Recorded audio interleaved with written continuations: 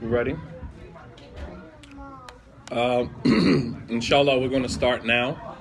You guys can continue eating. We'll just ask that you keep it down a little bit, inshallah. So those that want to hear the lecture can hear the lecture, inshallah. Assalamu alaikum.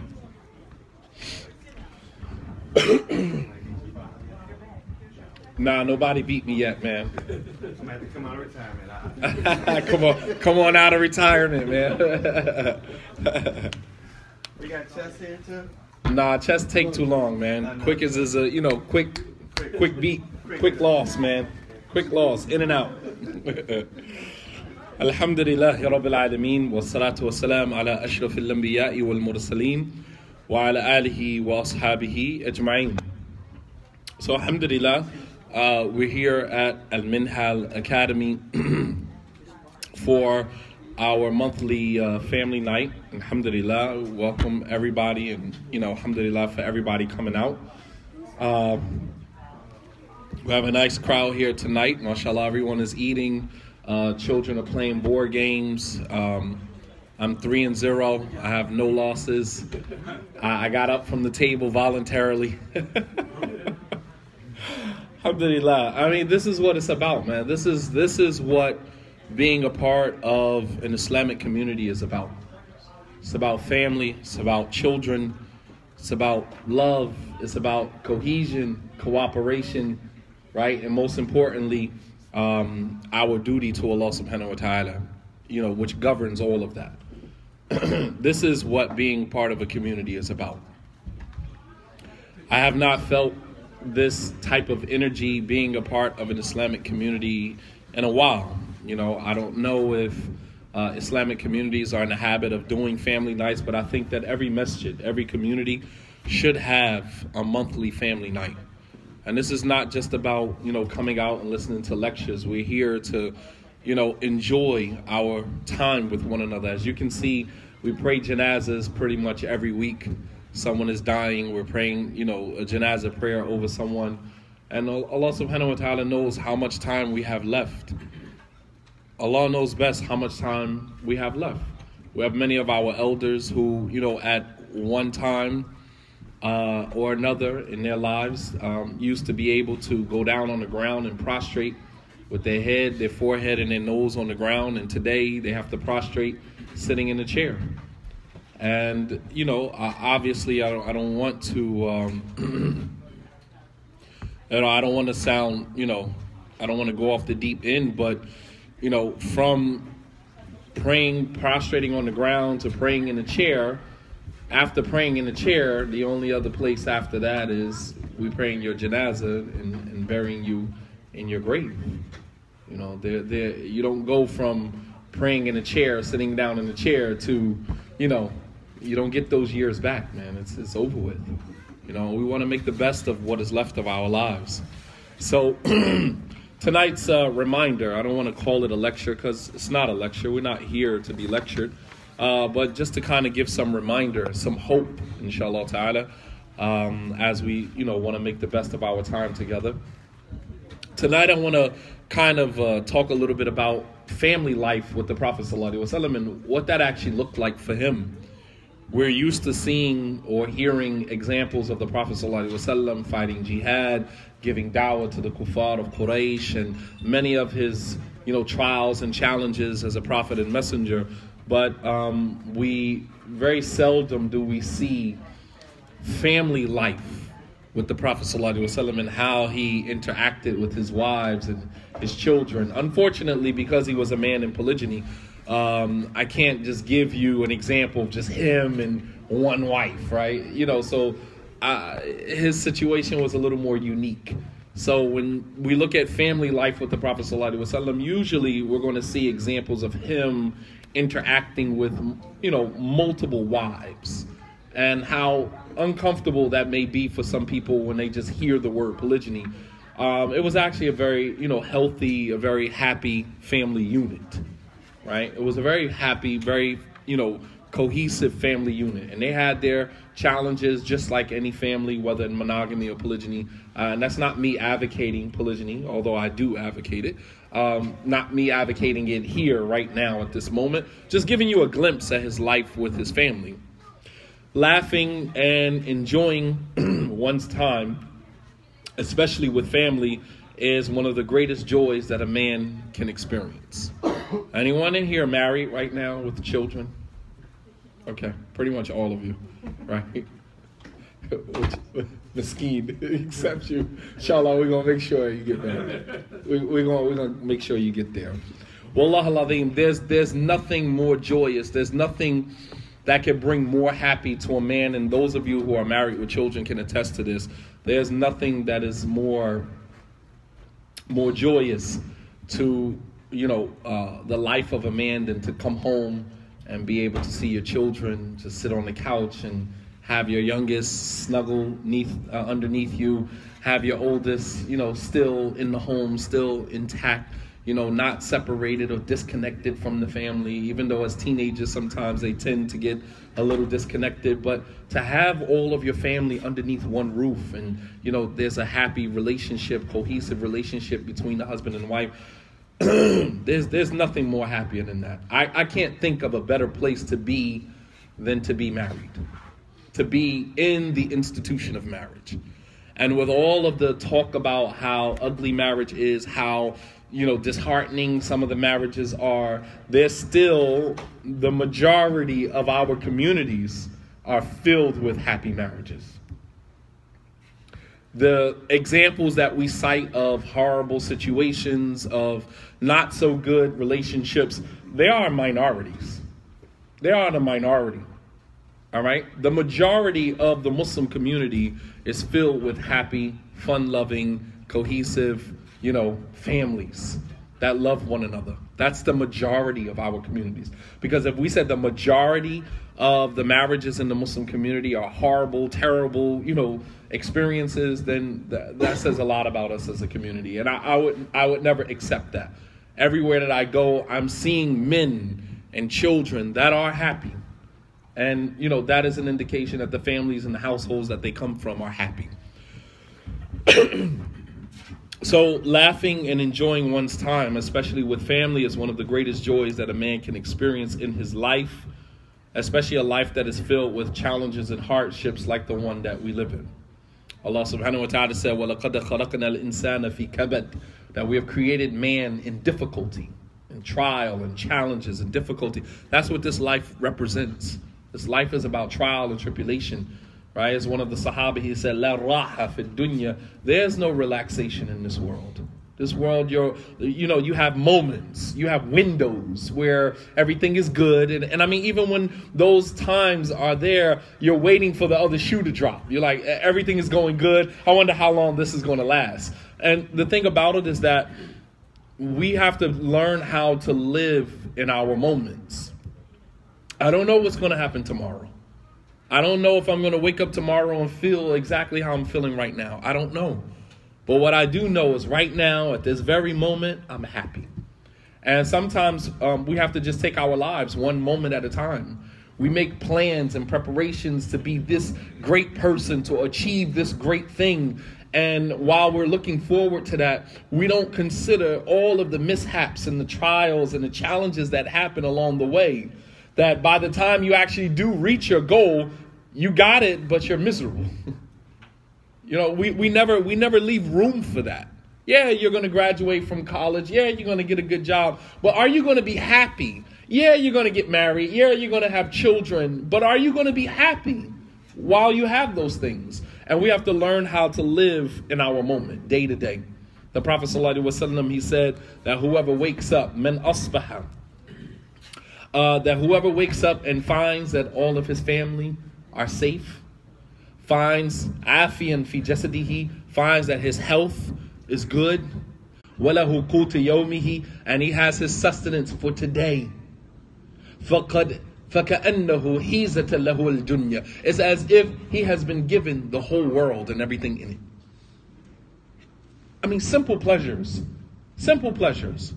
He said that whoever wakes up and aminan fi sirbihi, finds that his family, you know how as a father, you wake up in the morning, you go in the room, you check on this one, check on that one, you check in all of the rooms, make sure everybody's okay. I'm one of those people, I get up 2-3 in the morning, and I go in each and every room and check, double check the locks, make sure the doors are, secure, make sure everybody is okay. And then you can go back and get in the bed. That's part of being a man. You double checking and making sure that your family is okay. And getting up in the morning for Fajr, you're looking up, you're tapping your children, getting them up for Fajr, making sure everybody's still breathing. All right, especially when you have little ones in the home, right? That, just now getting their own room, and you go in and you're checking, you're lifting the cover up, making sure they're still breathing. That's part of being a parent. But when you wake up in the morning, aminan fi sirbihi, and you find that your children, your family is still intact, mu'afan fi jasadihi, and you find that you open your eyes, all your faculties still work, right? Some people wake up and something doesn't move. I can't move my legs. I open my eyes. There was a brother, man, subhanAllah, a good dear brother of mine, Brother Hassan, may Allah subhanahu wa ta'ala have mercy upon him and elevate his status. He married, Sister Naila, and they shared this story with us when we were at the marriage retreat last year. UMM does a marriage retreat, and for those of you who are couples, newly married, been married for a while, and you're looking to spend a nice weekend in the Poconos with your spouse, doing some activities, some fun, some games with other married couples, then go to UMM's website, United Muslim Masjid's website, the Happy Marriage Committee, the Healthy Marriage Committee, they organize a marriage retreat in the Poconos every year. And that will be coming up in the next 2 weeks, inshallah. So for those of you who are interested in going, you can go to their, get their registration, and you can register. And I believe it's like $500 for the whole weekend, which is not a lot of money. And there's a lot of activities, a lot of skiing and snowboarding and things like that. And then, of course, we have the Healthy Marriage Committee. We also have some activities for the couples as well to help build the morale, to build, to break the monotony of the everyday taking the children to school, coming home from work, and to break the monotony of that, to spend the weekend away with your spouse is definitely a getaway. So for those of you who are looking to spend the weekend, there's 2 weeks left, inshallah ta'ala. You can go to UMM's Facebook page, and you can find the Healthy Marriage Committee, and you can go ahead and register for that. But Sister Naila, she said that she married Brother Hassan, and he couldn't see that well. His eyesight was not that good when she married him. She said, and then a few months later, he woke up one morning, and he said, "Honey, I can't see." And in a matter of 6 months, he was completely blind. Can you imagine? No one can prepare for that. Can you imagine waking up one morning, opening your eyes, and it's just as dark as it is when it's closed, that you can't see? So the Prophet ﷺ, he said that whoever wakes up and finds that his family is still intact, finds that his health is still good, and he has quta yawmihi, he has his sustenance for today, He didn't say it's sustenance for the week. We go grocery shopping for the week, right? So we don't have to keep running back and forth to the grocery store. Those of us who have the luxury of going to the grocery store once every 2 weeks, and we have enough money to buy enough food to stock our houses up, our refrigerators up, to last us for 2 weeks. Some people don't have that luxury. Some people have their sustenance only for today. I don't know where I'm going to eat tomorrow. I don't know how I'm going to eat tomorrow, but I'm okay right now. That's as it relates to physically how we are. Spiritually, it functions pretty much the same way. Iman fluctuates. One day you feel like you're on top of your religion. The next day you feel like a complete hypocrite. That's Iman. That's faith. All right. It's the same way with our emotional stability with your spouse, right? Today we're in a good place. I don't know where we're going to be tomorrow. We might be arguing, fighting tomorrow. I don't know. But right now, today, we're good. We're good. I don't know where we're going to be tomorrow. We might be fighting, shouting, arguing with one another tomorrow. I don't know. But for today, we're fine. And that's how we have to learn how to live our lives day to day. Live in your moment.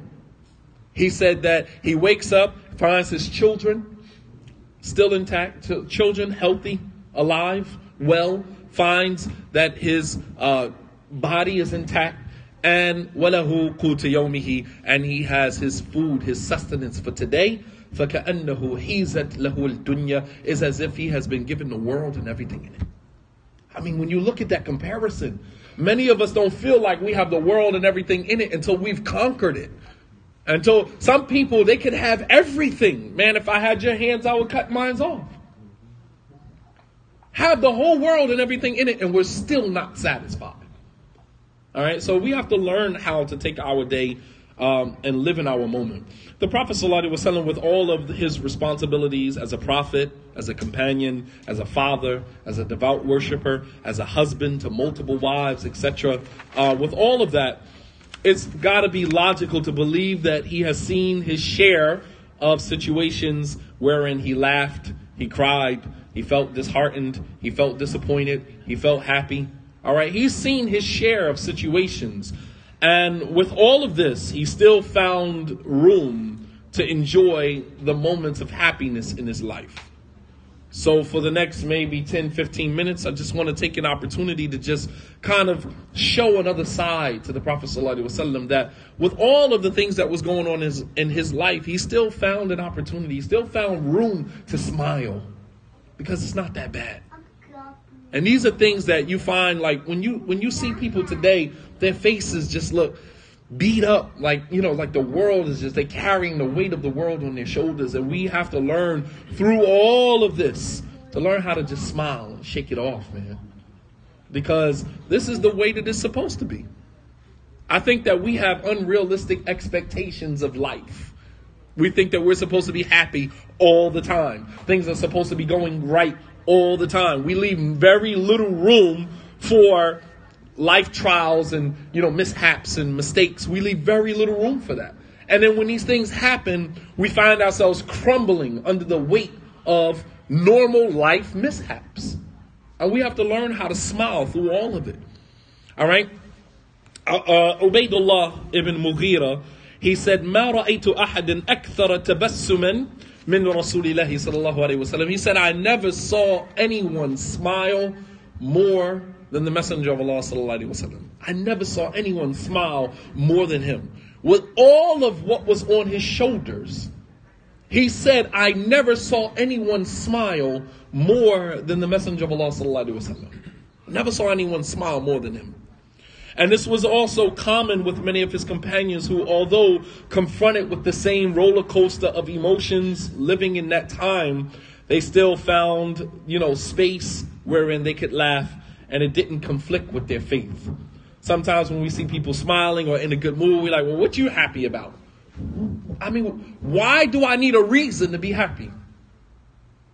It's like we almost have to find a reason to justify our happiness. We can't just be happy, right? You can't just be happy, right? I got to find a reason. What are you so happy about? What you smiling about? It's like, do I need a reason? Like, I'm alive. I'm healthy. I can think of a million reasons why I should be smiling right now. And it doesn't mean that you lack faith because you smile, you laugh, you enjoy life. Sometimes we look at people and we see them enjoying their lives, and here we come sticking a straw in the person and sucking the energy right out of them.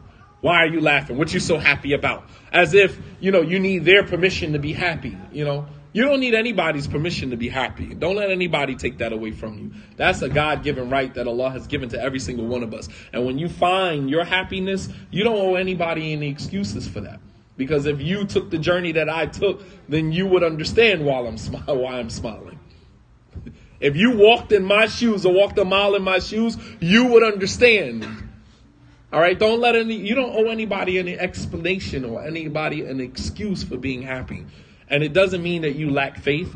As Abdullah ibn Umar, very profound. Abdullah ibn Umar, radiallahu ta'ala anhu, he was asked, هل كان أصحاب رسول الله صلى الله عليه وسلم يضحكون? He was asked, did the companions of the Prophet sallallahu alaihi wasallam ever laugh?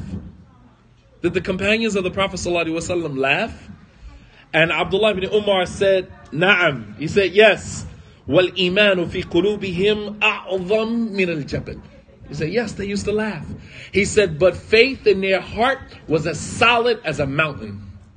They laughed, and they joked, they found space where they could enjoy life. But that did not mean that they didn't believe in Allah subhanahu wa ta'ala. وَالْإِيمَانُ فِي قُلُوبِهِمْ أَعْظَمْ مِنَ الْجَبَلِ. And faith in their hearts was as solid as a mountain. Just because they laughed, they joked, they found, humor, right, in the world, doesn't mean that you don't believe in Allah subhanahu wa ta'ala. All right? قال بلال بن سعد, who's a tabi'i, he said, أدركتهم يعني أصحاب النبي صلى الله عليه وسلم يضحك بعضهم إلى بعض فإذا كان الليل لا كانوا رهبانا. He said that I met some of the companions of the Prophet sallallahu alaihi wasallam, and كانوا يضحك بعضهم إلى بعض. They used to laugh and joke with one another. He said, but when nighttime came, كانوا رهبانا. They were ascetics. They were devout worshipers at night. They laughed during the day. They enjoyed their time. But when nighttime came, all you found them is in sujood, in ruku', crying, begging Allah. They became devout worshipers at night. Almost like they changed completely. Laugh and joke during the day, but when nighttime came, they became devout worshipers. And this was the life of the Prophet ﷺ and his companions. They found moments where they would just enjoy their moment. We're in the moment. Right now, we're in this very moment right now. We don't know where we're going to be an hour from now. We don't know where we're going to be tomorrow. But right now, we are in this very moment. And we should take advantage of that. All right? قال أنس أن رجلا أتى النبي صلى الله عليه وسلم فقال يا رسول الله احملني. A man came to the Prophet ﷺ and he said, "Oh Messenger of Allah, give me a ride. Ihmilni, give me a ride." And the Prophet ﷺ said, "Ana hamiluk ala walad al-naqa." He said, "I'll let you ride on the baby of a camel, the child of a camel." So the man said, "Ya Rasulullah, wa ma asna'u bi walad al-naqa." What am I going to do with the baby of a camel? A baby camel. What am I going to do with a baby camel? And the Prophet ﷺ said, وَهَلْ تَلِدُ الْإِبِلْ إِلَّا النُّقْ. Doesn't every camel give birth to? It doesn't matter how big. He said, I'm going to let you ride on the child of a camel, of a she-camel. He said, what am I going to do with a baby camel? He said, doesn't every camel give birth? Doesn't every female camel give birth to a camel? Meaning, it doesn't mean that you're going to ride on a small baby one, but every child of a female camel is a baby camel. It was basically making a joke with him and just showing you the sense of humor that the Prophet ﷺ had with his companions. And you would think with all of the narrations that we read about his life and how difficult it was, that how could they find time to joke? How could they find time? Even now, when we see people in the masjid laughing and joking, we'll come over and we'll say, you're in the masjid. As if it's like haram to laugh in the masjid. If it's almost like haram to have a good heart, have a good time in the masjid. The Prophet ﷺ entered the masjid and he found the Sahaba sword fighting in the masjid, wrestling, some of them sword fighting, some of them wrestling in the masjid.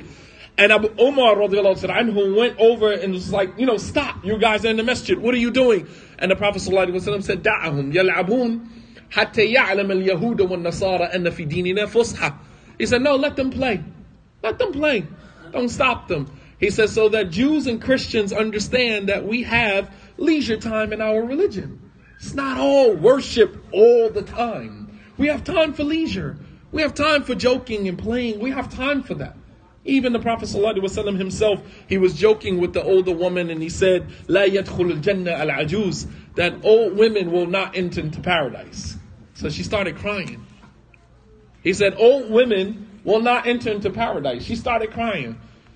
And then he recited a verse where Allah subhanahu wa ta'ala said that we will bring them back to their younger age. Urban atraban li ashab al-yamin, that women will be reduced back down to their lower age. Some scholars say 22, 25, 23. They will be in their prime in Jannah. They will not be old in Jannah.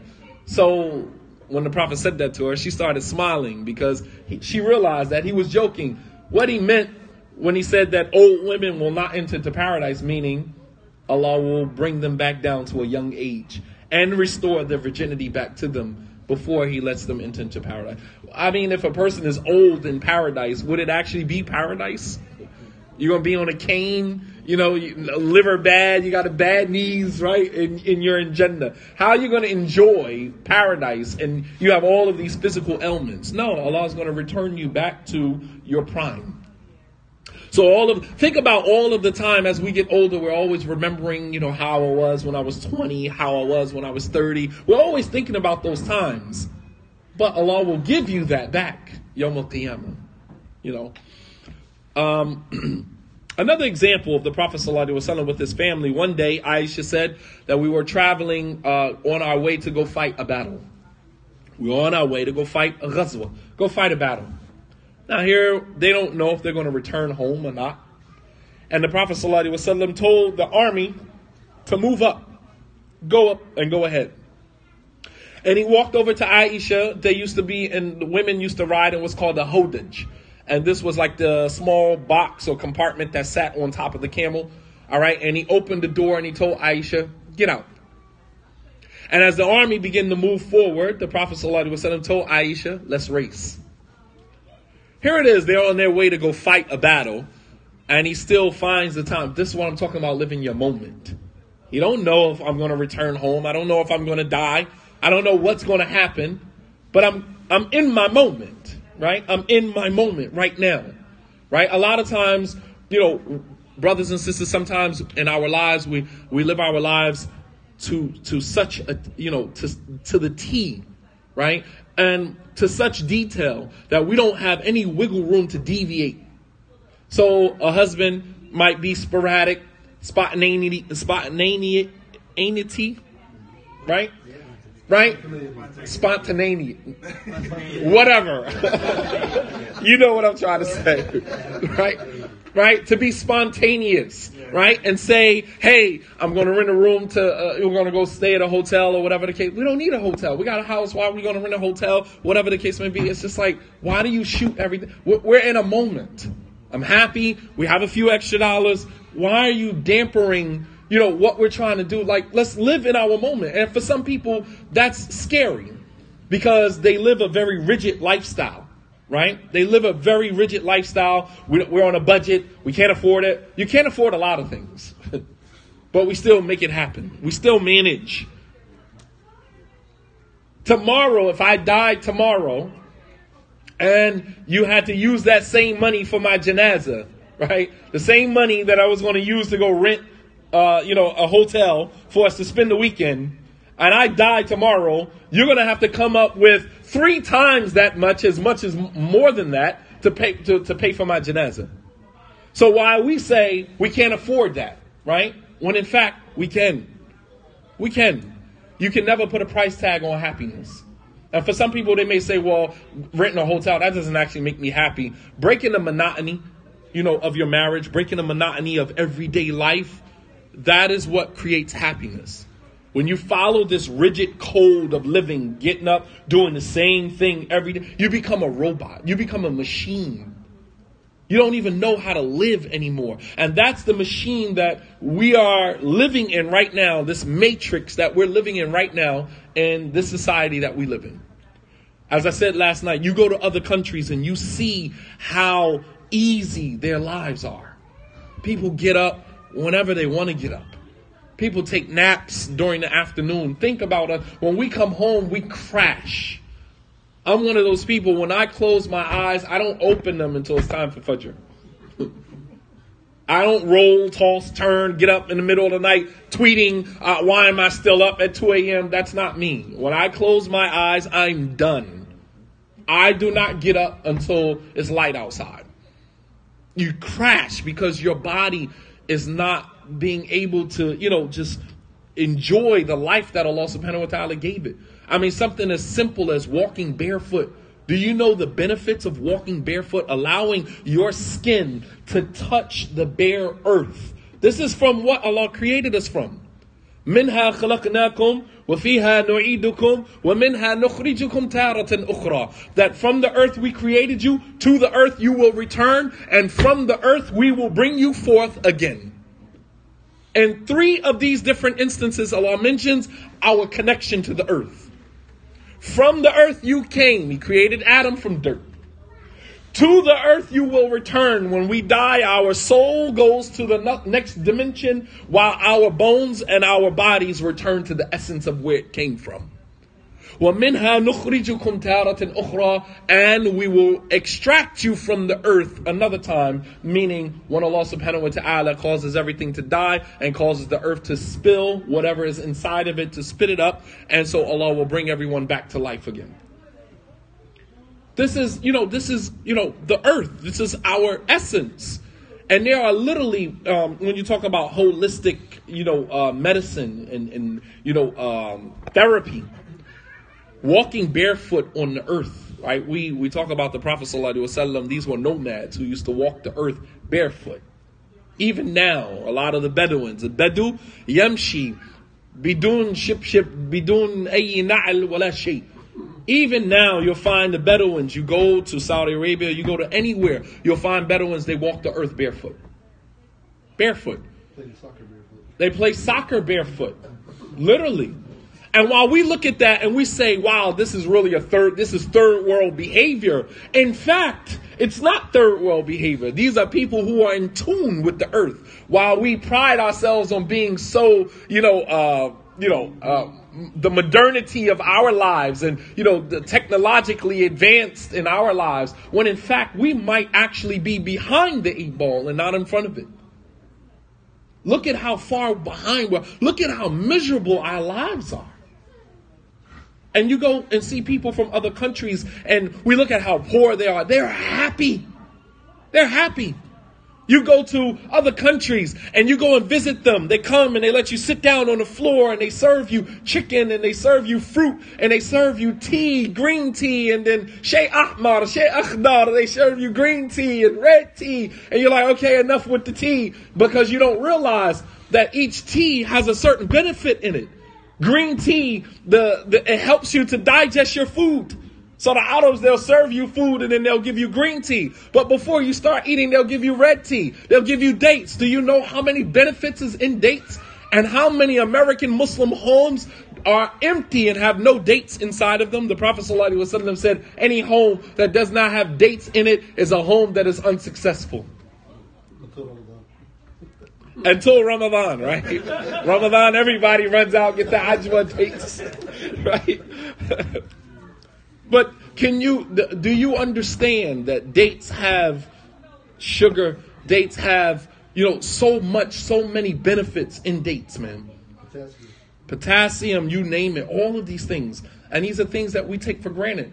So these things that the Prophet ﷺ used to, eat and how he used to live, it's actually more aligned with what we know today as holistic therapy and treatment than anything that doctors can prescribe for you today. Awesome. And this is why, this is why their lives this is what contributed to, how happy they were despite everything that's going around them. They weren't consumed. You were talking about living in an environment where Muslims were being tortured, persecuted, and living under that type of fear would create psychological trauma, When we read the hadith of the Prophet ﷺ and narrations of his companions, we don't see psychological trauma. Think about what is happening today in places like Gaza and places like Palestine and different parts of Palestine and different parts of Syria, different parts of Yemen. Even if everything was to stop right now, all of the war and everything, the great-great-grandchildren of those that are living in those places right now will still be traumatized because of the psychological trauma that they have experienced. The Sahaba lived amongst the same trauma, if not worse. But when we find narrations of the companions, we don't find that psychological trauma. So the thing is, you have to ask yourself, how did they survive that and still manage to come out okay? How did that happen? Because they had a certain lifestyle that they lived that allowed them to be, resilient and bounce back from the mishaps of life, whereas we are consumed. Right? We can't even miss a day of work. Someone asks you to take off for a janazah. Wallah al-azim. Even today, we will not take off. We know that a person died tomorrow, and the very next day is the janazah prayer. I can't take off for work. We will not go to a janazah, a funeral prayer, give this brother, this sister their rights, because we cannot take off a day for work. We've already used our 7, sick days. Out of 365 days in the year, they give you 7 sick days.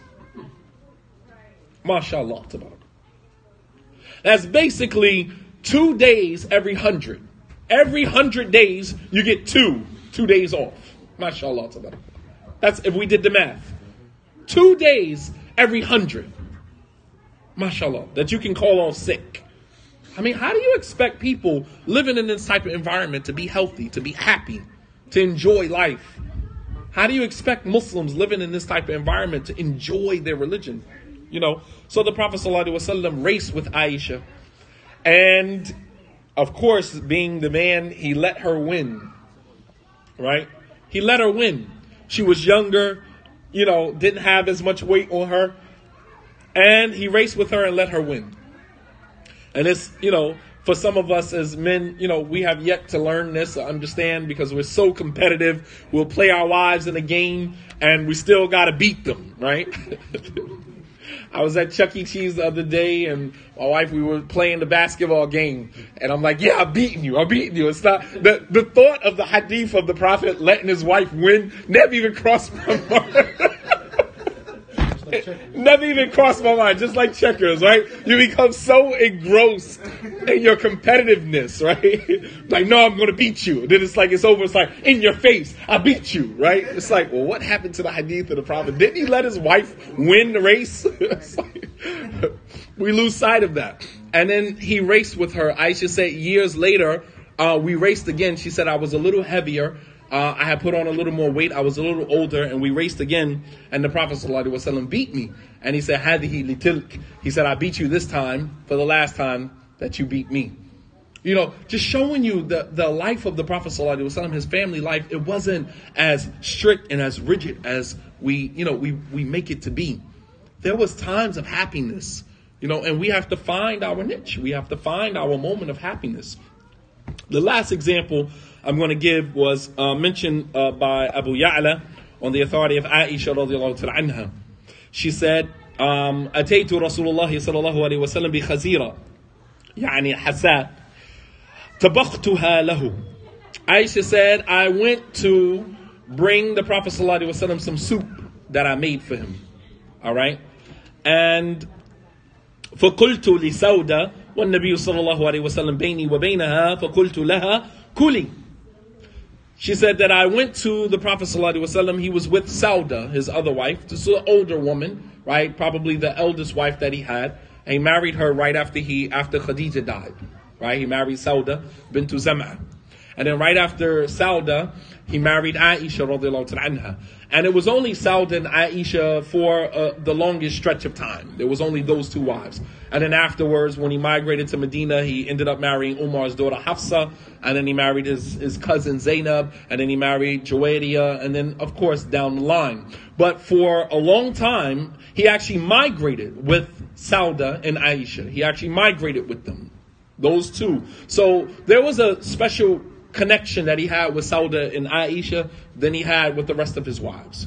All right, they were the only two wives that he had on his journey from Mecca to Medina. All right. Obviously, he sent for them later, or he let them go ahead as him and Abu Bakr migrated. But these were the only two women that he was married to at that time. So Aisha said that I went to go see the Prophet ﷺ and with some soup that I made for him. All right, our wives prepared food for us here tonight. All right, and we'll see how the rest of what's left of the food. If the food is still left over, then that's either you put too much or we weren't really feeling it. So Aisha, she said that I made a bowl of soup for the Prophet ﷺ, and he was at Sauda's house. He said, so I went to Sauda's house, and I said to Sauda, while the Prophet was between me and her, I said to her, I made some soup, eat some. And so Sauda, she said, no, fa'abat. No, I'm not going to eat any of your soup, right? This is a woman thing, right? So Aisha said to her, فَقُلْتُ لَتَأْكُلِينَ أَوْ لَأَلْتَخَنَّ وَجْهَكِ. She said that either you are going to eat some of my soup, or I'm going to take the soup and I'm going to throw it in your face. This is Aisha, young girl, right? Talking real greasy to the older wife, right? She said, either you're going to eat, or I'm going to take it and I'm going to put some in my hand and I'm going to smush it in your face. فَأَبَتْ. And Sauda said, no, I don't want to eat any of your food. Now, the wives of the Prophet ﷺ, they knew how young and how immature Aisha was. They didn't really go there with her. Even when Aisha was being accused of adultery, and the Prophet ﷺ went to Zainab, and he asked Zainab, should I divorce Aisha or should I keep her? And Zainab said that this was a very awkward situation because I wasn't really fond of Aisha, and this was an opportunity, but it was also a test, because I could have said divorce her and tried to influence the Prophet ﷺ. She said, I close my eyes and I close my ears. I don't have anything negative to say about Aisha. She said she's a young girl, and sometimes she leaves the front door open and the goats come in and eat the bread for the day. Other than that, I don't really have anything negative to say about her. All right. And it shows, her taqwa, her consciousness of Allah subhanahu wa ta'ala, because at that moment, any woman who is in polygyny would, especially if she's not fond of the other wife, could take that opportunity to say, nah, let her go, divorce her. She's giving us all headache, right? Let her go. But Zainab said, no, I wasn't going to do that. I wasn't going to put myself in that situation. She said, my eyes are closed and my ears do not hear anything. Meaning I'm not paying attention to what's actually being said about her. That's not my concern. She said, the only issue that I have with Aisha is that she's young, she leaves the front door open, and sometimes the goats walk in and they eat the bread out of the house and we don't have any bread to eat. That's my only complaint with her. So as you can see, her youthfulness, right, with many of the women that the Prophet ﷺ was married to. So Aisha said, either you're going to eat some of my soup or I'm going to throw it in your face. So she didn't eat. So Aisha said, فَوَضَعْتُ يَدِي فِي خَزِيرَ فَطَلَيْتُ بِهَا وَجْهَهَا. So Aisha says, so I stuck my hand in the soup and I scooped some out of my hand and I threw it in her face. فَضَحِكَ النَّبِيُّ صَلَى اللَّهُ عَلَيْهِ وَسَلَّمَ. And the Prophet ﷺ began laughing. This is him at home with his two wives, having a family moment. All right, this is a family moment. Aisha said, I picked some up in my hand, I stuck my hand in a pot, I put some in my hand, and I threw it in the face of Sauda. And the Prophet ﷺ started laughing. She said, فَوَضَعَ فَخِذَهُ لَهَا وَقَالَ لِسَوْدَ إِلْتَخِي وَجْهَهَا فَلَتِخَتْ وَجْهِي فَضَحِكَ النَّبِيُّ صَلَى اللَّهُ عَلَيْهِ وَسَلَّمَ. Aisha said, so the Prophet ﷺ, he told Sauda, Sauda, throw some back in the face of Aisha. Throw some back in her face. And Sauda said, so I took some in my hand and I threw some back in the face of Aisha, and the Prophet ﷺ was laughing. So here it is, they're having a food fight. Just imagine our children throwing food at each other. We're like, astaghfirullah, it's haram, you're wasting food. So many people in the world that don't have food, a'udhu billah, right? And I'm not saying that I'm not giving you guys a pass to have a food fight. That's not what this is, right? I'm not telling you it's okay to throw food around the house. There are consequences, right? There are consequences, right? But what I am saying is that you can see the Prophet ﷺ in the home with his wives. At home, having a moment. All right. There were moments when there was drama in the family of the Prophet ﷺ. There was a time when he boycotted his wives for an entire month. Didn't sleep with them, nothing, for an entire month. Right? Showing you that they had their usual trials and tribulations as a family. But at this moment, there was happiness. They're laughing. Aisha threw food in her face. The Prophet ﷺ held Aisha down and let her throw food in her face, and the whole while he's laughing. You understand? It wasn't always happy. It wasn't always, this joyous. But at that moment, it was. So what I'm saying as husbands and wives and our families, even as children, it's not going to always be happy times at home. But we have to seek out our moments when we are happy and take advantage of that. I don't know what tomorrow is going to look like. I don't know. I can't go back to yesterday. We argued yesterday. We fought yesterday. I got in trouble yesterday. I can't go back to yesterday. All right? But right now, I'm happy. Right now, at this very moment, I'm happy. And that's the only thing that we should learn how to concentrate on. So living in our moments and learning that, the best place that you can be as a husband, especially during these times now that we're living in, the best place that you can be. If you're not married right now, I feel sorry for you. I do. My heart bleeds for you because there's nothing more joyous than to have a woman, to have children, that is what validates you as a man. As a man, what are you without a wife and children? What are you? You're just a man with a car, right? Because when you're single, you put so much emphasis on your vehicle. Going to get rims, taking it to get washed and cleaned, and spraying the spray inside your car and putting up, air fresheners. You put so much, you invest so much in your car. Or you go out and buy a dog, right? You're feeding the dog ooga nooga, you're training the dog, taking him out to walk, and you put so much emphasis that what are you without a wife and children but a man with a dog or a man with a car? I'm just being honest with you. We're nothing. This is where we get our validation from. This is what makes you a man. Part of being a man, the greatest part of what makes you a man is that you are responsible. And because we are not Allah subhanahu wa ta'ala, meaning we do not have qualities that are self-validating. Allah subhanahu wa ta'ala is Ar-Rahim, the most merciful, even when there's no one there to have mercy on. Allah is the provider, Ar-Razaq, even when there was no one there to provide for. Because Allah's qualities are self-validating. Allah does not need His creation to validate Him. Right? Human beings, on the other hand, our qualities are not self-validating. Your validation as a man does not come to you because you have a male member, a male private area, and you have hair on your chin and your mustache. That's not what makes you a man. What makes you a man is that you have someone there to validate the status of being a man. You follow me? Being a man is not self-validating. You need someone there to take care of that will validate you as a man.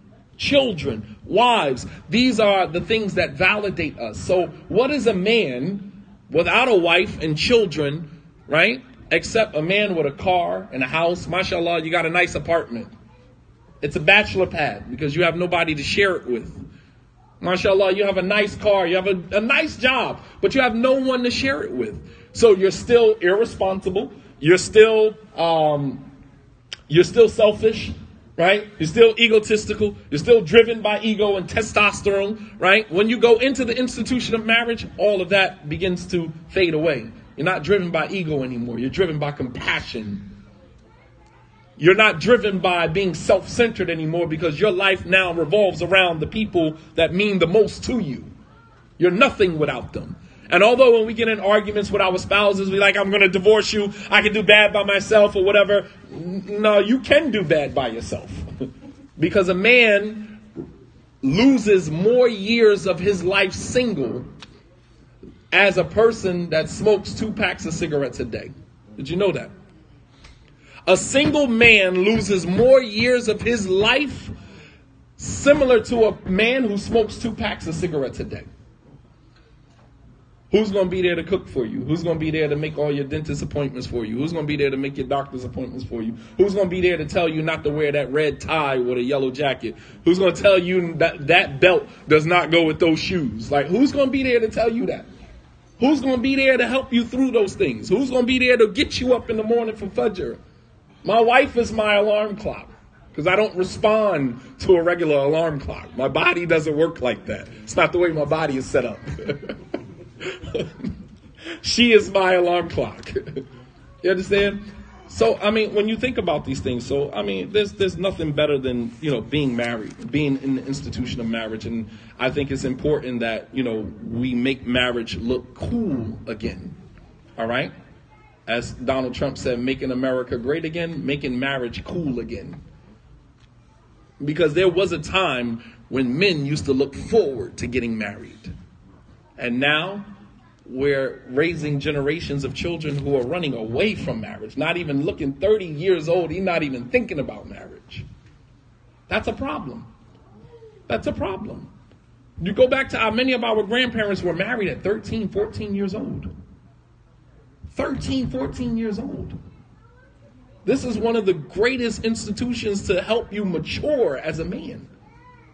While today we have an extended adolescence because at 27, 28 years old, we're not even thinking about marriage. It's the furthest thing from our minds.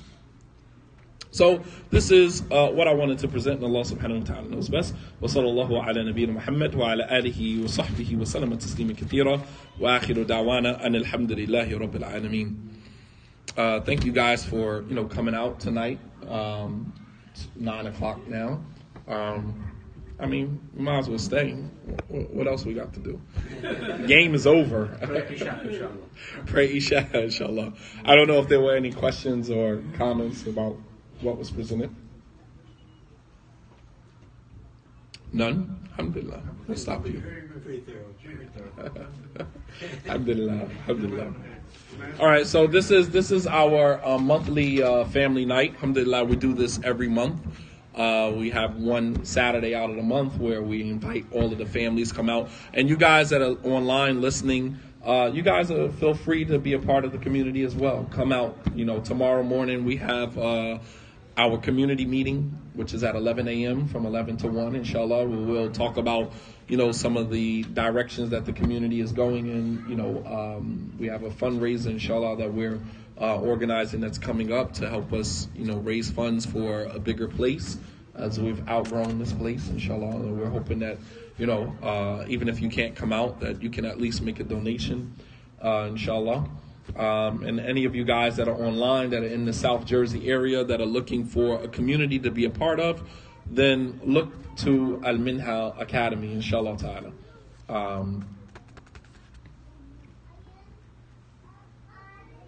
With that being said, inshallah, we'll stop here.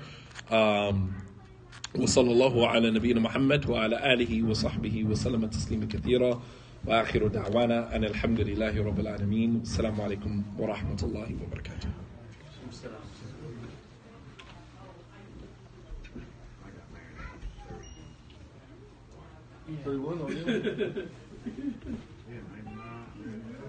I got married at 24, man. Was that 24. I was 28. Yeah, man. I couldn't